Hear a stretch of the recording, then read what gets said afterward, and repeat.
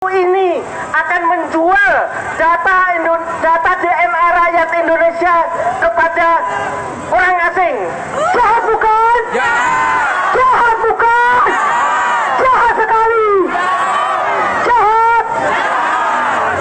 Menteri Kesehatan akan menghadirkan peralatan canggih di semua puskesmas untuk mengambil data DNA seluruh rakyat Indonesia. Penyakit semuanya. Untuk siapa?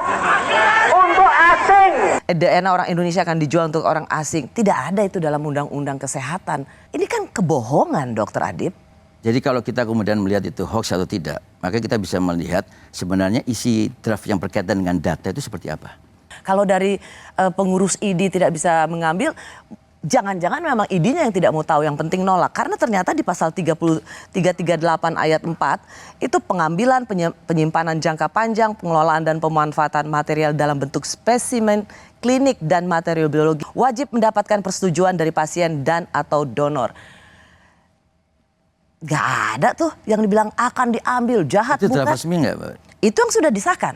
Nggak, artinya itulah yang kemudian pada saat kemudian penjelasan terkait dengan isi dari undang-undang itu yang tidak terekspos dan transparan sejak dari awal. Jadi kalau bicara kepentingan rakyat, bagaimana mungkin mereka mendatangkan dokter asing yang akan meraup uang-uang rakyat untuk kesehatan? Justru adik-adik mahasiswa kita ke depan, ketika Anda lulus, Anda nanti akan bersaing dengan dokter dan tenaga kesehatan asing. Apakah adik-adik mahasiswa mau untuk bersaing ke depan? Dr. Adib, kenapa takut sekali dengan kehadiran dokter asing? Dan apa yang kemudian kita lakukan dalam satu upaya bukan memproteksi orang asing yang masuk gitu loh.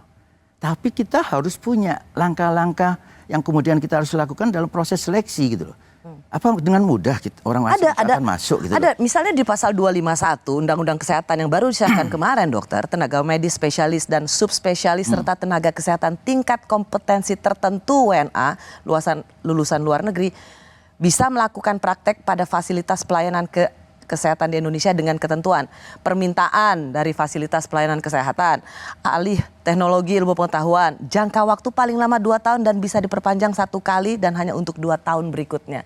Jadi gak ada liberalisasi itu yang tercantum dalam undang-undang kesehatan ini, dok. Karena kita bicara sekarang pada saat kemudian selektif, ya tidak hanya sekedar dikatakan seperti itu.